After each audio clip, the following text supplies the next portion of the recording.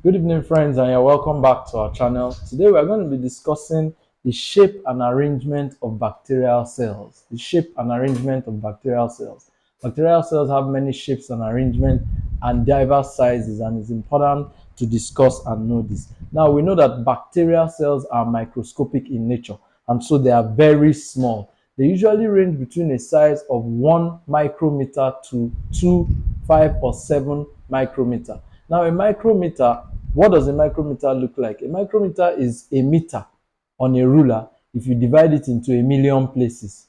One of those size, a part per million, is what we call a micrometer, and this is around what the size of a bacterial cell looks like. Now, the bacterial cell usually has a small size, and because of this small size, it has a high surface area to volume ratio.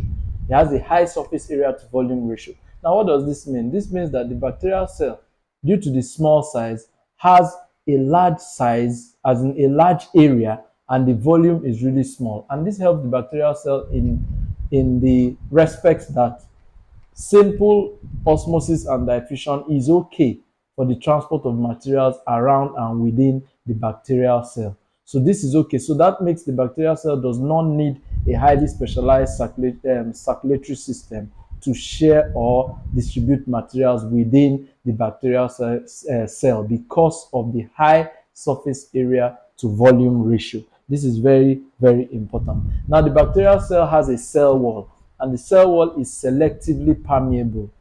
It's selectively permeable, and this means that it regulates the materials that come in and go out of the bacterial cell. This is very important to note. The cell wall of the bacteria is made up of a peptidoglycan layer, and this is also important to note. This peptidoglycan layer has selective permeability, so it decides on the materials that will come in and the materials that will go out of the bacterial cell.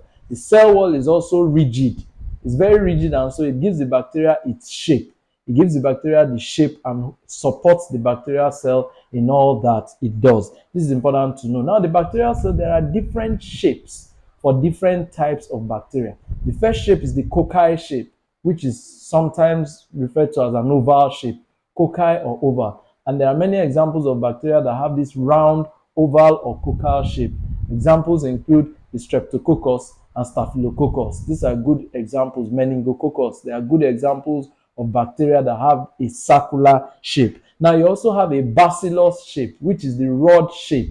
Rod shaped bacteria are referred to as bacillus. So you have examples such as Bacillus anthracis, you have Bacillus subtilis, Bacillus cereus. These are all examples of bacteria that have the rod shape, and this is important. Now, there's a shape that we call the vibro shape.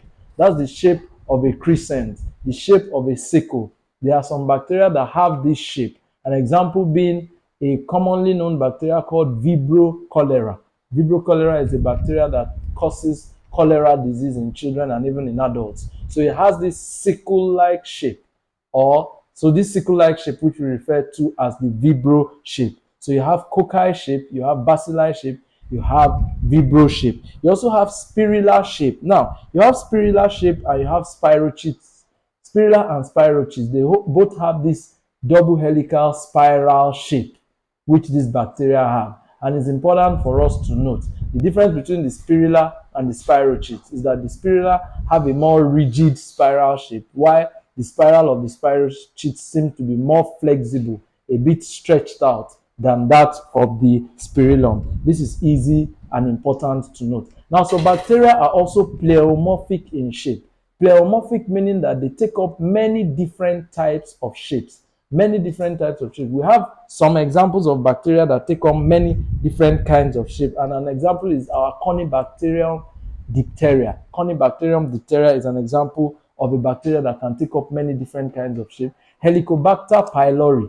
Helicobacter pylori, that's a bacterium that is found in the stomach and sometimes can be seen with patients that have ulcer. So this bacteria is known to take up many different shapes. And so this kind of shapes we sometimes refer to it as being pleomorphic. Now, it's important to note some of the shapes that we have mentioned: cocci shape, bacillus shape, pleomorphic shape, vibro shape, spirular shape, spirochete shape. These are all shapes that bacteria can take. Now, lastly, apart from the shapes that bacteria can take, bacteria sometimes occur in certain arrangements.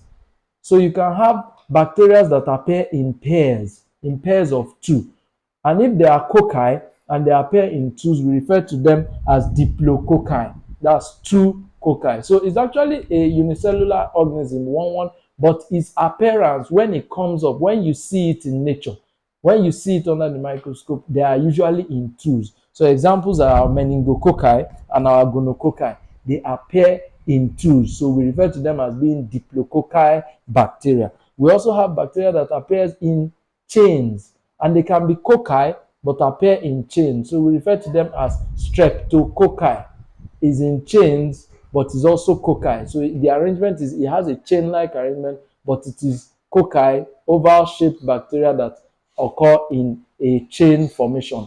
A good example is our Streptococcus pyogenes, sometimes causes sore throat. So it's a good example of such a bacteria. We also have bacteria that appear like in form of bunches. They look together, like grapes. When you see a bunch of grapes, these smaller grapes, we have bacteria that have that kind of appearance. And an example is our Staphylococcus. Is a very important bacteria. There are some bacteria we refer to as tetracocci or tetracoccus, and they appear in forms of 4-4. You also have bacillus that have different kinds of arrangements. Bacillus has to do with rod-shaped bacteria. And if they appear in twos, we call them diplobacilli. If they appear in chains, that is rods, but in a chain-like form, we call them streptobacillus. And together, rods together in a mass. Sometimes we have rods of bacteria together, clumped up in a mass. An example of such is our Mycobacterium leprae. So this brings us to the end of the shapes, and sizes of bacteria. You have different shapes. Your cocci shape, your bacillus shape. You have cocci, you have bacillus, you have vibrio, you have spirilla, you have spirochetes, and you have pleomorphic bacteria. It's important to know these shapes and be able to draw them. Thank you for listening to this lecture, and please like our content, share it, subscribe, and share with your friends. Thank you for listening.